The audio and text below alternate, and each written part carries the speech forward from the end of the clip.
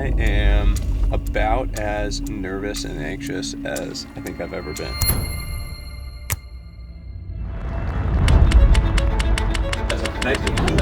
And in that moment, I realized that if something didn't change, we were going to end up in a place where we didn't want to be.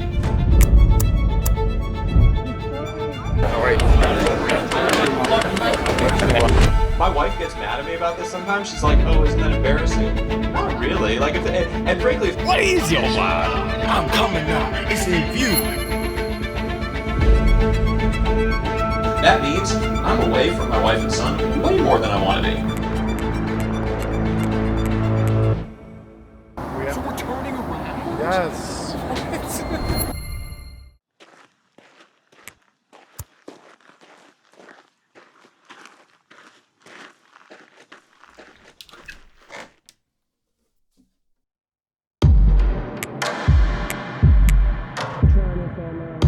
Book launch week. Get any sleep last night? This much.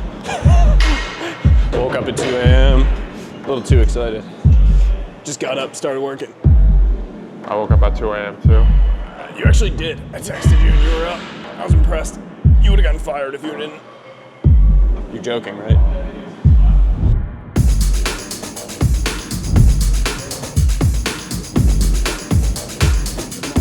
Five.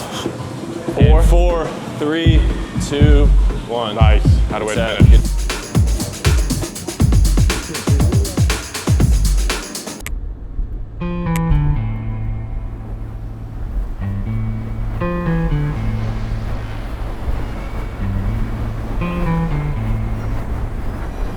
Day one of launch week.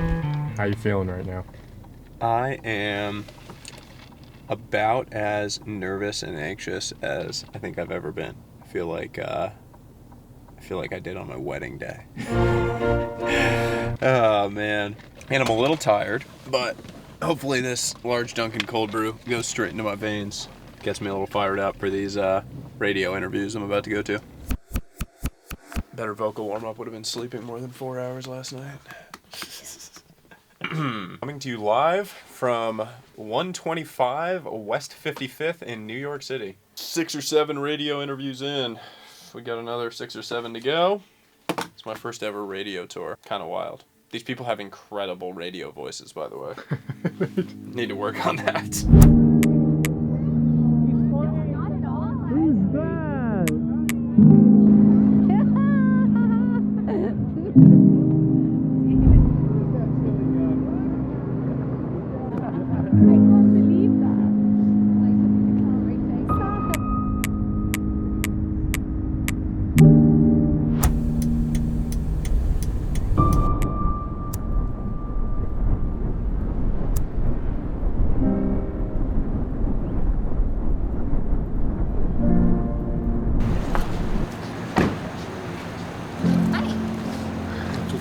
I know him.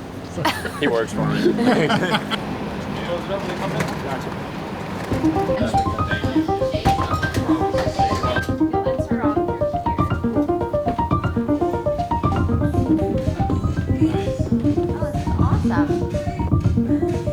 Pretty cool.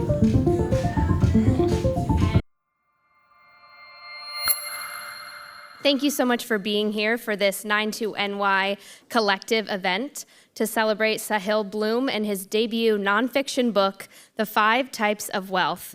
And then I had a chance to meet Sahil. A mutual friend brought you for dinner. And honestly, my first thought was that Sahil had a really intimidating haircut. He does, right? I just started walking. I had no idea what the plan was. I mean, I was leaving a very clear, quote-unquote, successful career path working in finance, a path that, frankly, a lot of people really want to be on, that has a lot of gravity. And I was leaving it to go write Twitter threads. Money has historically been our life scoreboard. It's the way that we think to measure ourselves, to stack ourselves up against other people. And because it's so measurable, it has been that default scoreboard.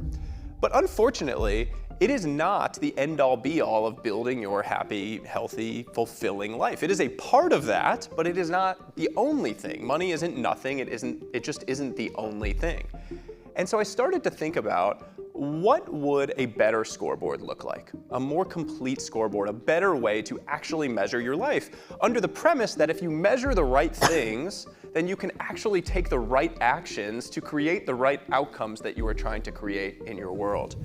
You have to ask yourself whether the game you're playing is actually a game that you care to win. Yeah. We so often just step by default into these games that we accept as our own. And if you don't want to play the winning version of that game, you shouldn't be playing it in the first place. And so for everyone out there, it's asking yourself that question, is this actually a game that I care to win? We found out that my wife was pregnant with our son. And I will never forget the moment bringing him home from the hospital. We pulled onto our street and we were coming down. It was this beautiful May sunny day. And we turned into our driveway. And both of our sets of parents were there cheering. And it was this moment that was so perfect of them welcoming us home, that we were in the right place, that we were where we were meant to be. And I will never forget that as long as I live. Thank you.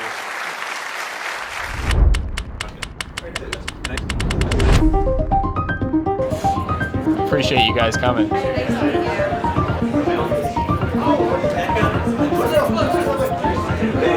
yeah? Are you in New York? Hey, what's up, man? Hey, how are you? Hey, good to see you. Love what you do. I'm exhausted.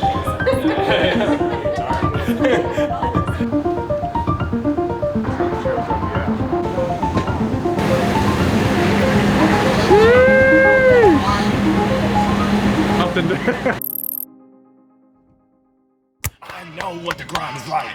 Go on the internet right now. Started from the bottom, no reason. What's your bottom? What's your bottom? What is your bottom? You've been worshipped since middle school. High school dropout. Took me 12 years to get a 4-year degree. I'm coming now. It's in view. And now you want to chill? Now you got the big head. Now you can't grind.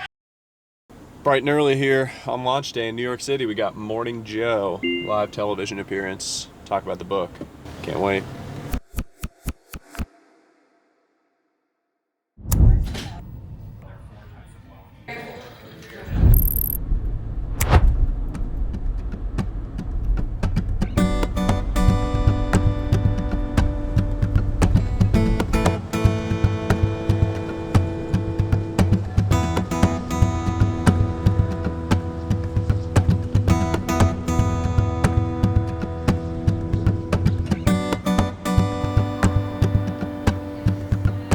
Salad, Greek yogurt topped with mango, kiwi, pineapple, strawberry, blueberry. I might get one of those too. Sahil, left or right side? Of what?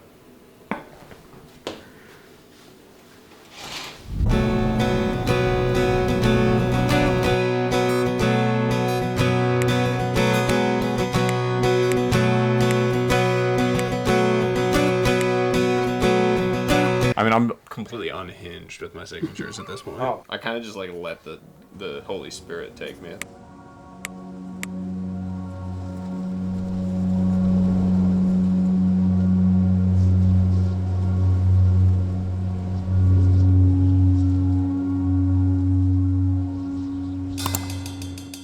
Sahil and Cain will be in conversation for about 30 minutes, and then we'll open it up to questions from the audience.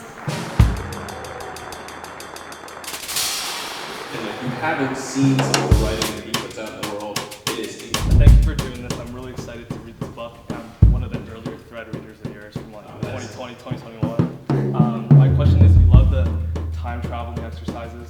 What would your 24-year-old self say to you today?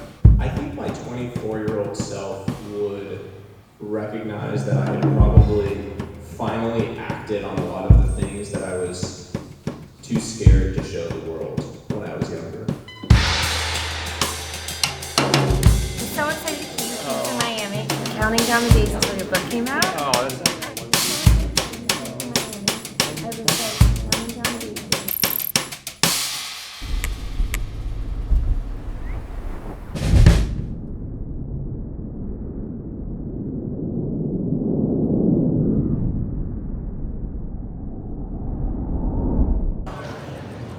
menu is like eggs.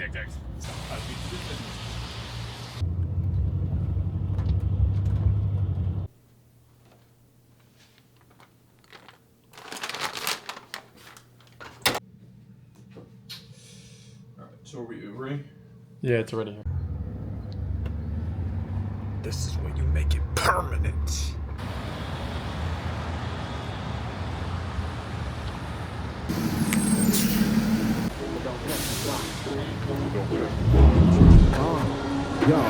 They wouldn't let me. Man's gal wanna come undress me. Swing with the right, but I might go lefty. I make plus with it, so don't test me. They wouldn't let me. Man's gal wanna come undress me. Swing with the right, but I might go lefty. I make plus with it, so don't test me. Nah, you don't impress me, so don't test me. Nah. Hi, buddy. Hey.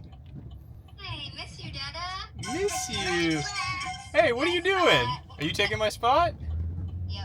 I'm coming home in a day and a half, and I'm taking it back.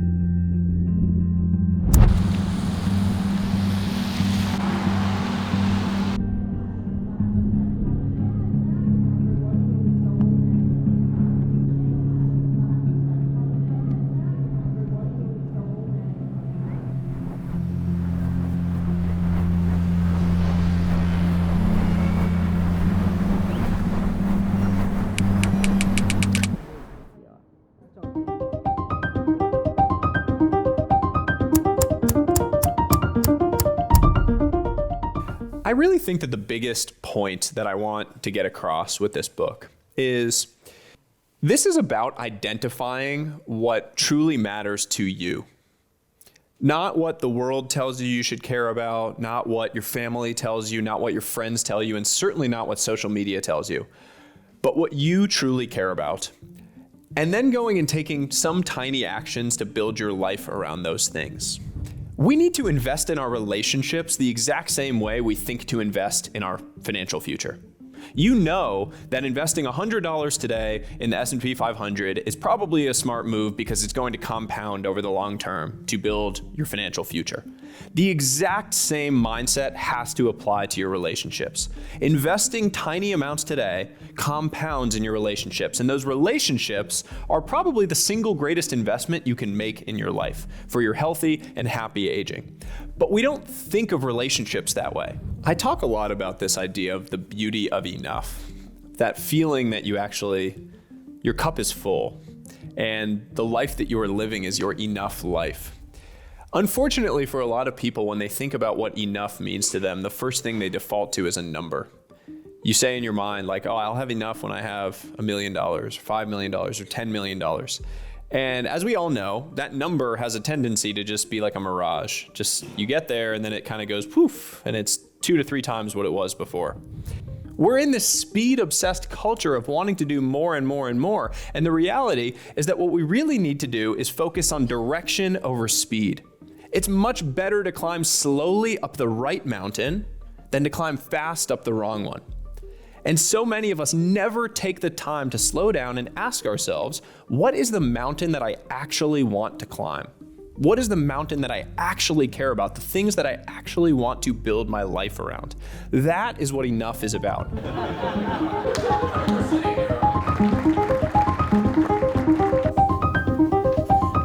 Great turnout tonight.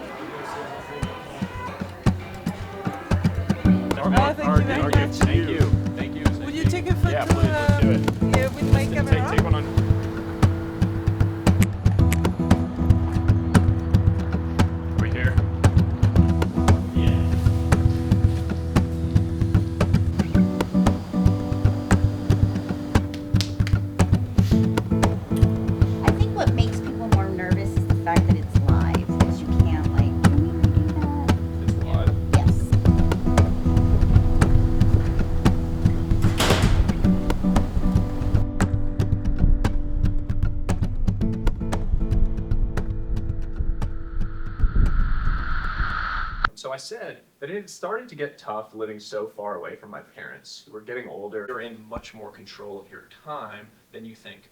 You can actually create moments with the people that you care about most, that number. So the first is time wealth, all about the freedom to choose, how you spend your time, who you spend it with, out and wrestle with these questions in your life. The fourth type is physical wealth, all about your health and vitality. And then the fifth type is financial wealth, the one that we know and love, money.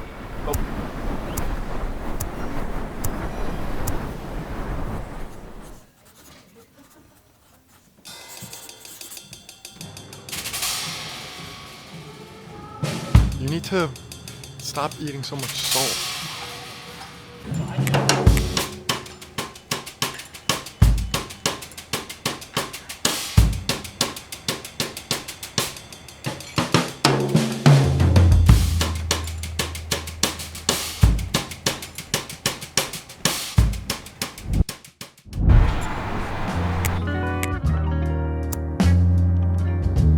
I believe my baby's long, long gone. I said I need someone to help me right now. And his team who helped make this possible. And not just his team, but friends who, Sahil, that's a quality you have that just blows me away. You know, you have a capacity for loving and keeping people close in your life, and I think that nature of yours and that authenticity has come through on the trip. So even though we're slightly embarrassed by being groupies, we just felt like we got a gift through this trip. So, to you. Cheers, guys. Thank you. Me, mischievous. But she about the sweetest little thing that a man could want. But baby, my little. I really just wanted it to have that impact, that it causes people to pause and ask these questions about their life. And now starting to see the messages and the people posting it, it's like, I can tell that it is having that desired impact. And that just feels really special. You better not be in my spot. My spot. No, it's not your spot. I'm coming home. I'm taking it back. Behind you. Oh, a dragon. Wow. What do you think? Yay. Yeah, it's scary. No, it's a nice dragon. Nice dragon.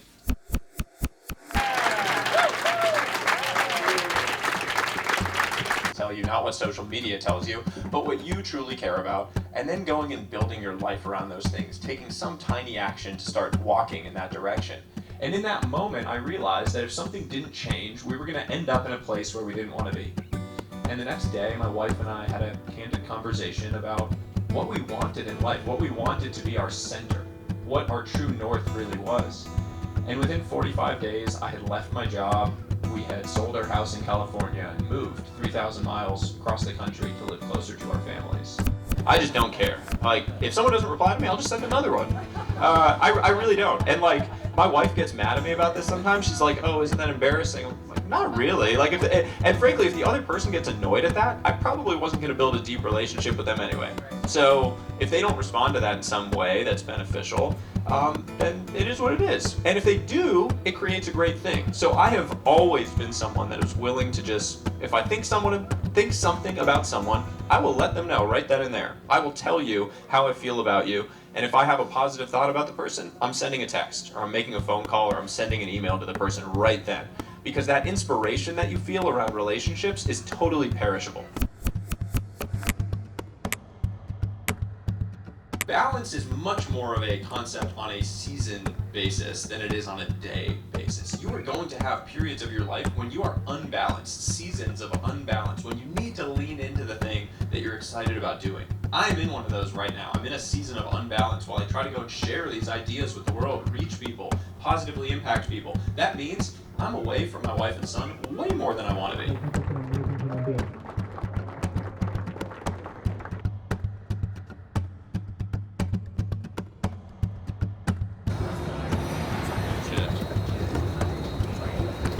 I literally don't even know where Detroit is. You gotta look on the map. How far is that from New York? It's a couple hours. Flying? No, shut up. We're not a couple hours away from. There we go. No, we're not. We're That's a minute. We're diverting. 40 minutes. So we're turning around? Yes. Bro, so that's like another hour and a half flight. Yeah. Detroit, here we come. Pulling an all-nighter. So, that is a picture of what just happened. 100 miles outside New York, they decided to divert us because of snow to Detroit. They told us we were just going to be on the tarmac, wait for a little bit, and then fly to New York, but I've seen this movie before. That didn't happen. So now we're stuck in Detroit overnight. Don't have our bags because they wouldn't get them off the plane for us, and we're not leaving until tomorrow at 11. So, gotta go find a hotel and go get some sleep.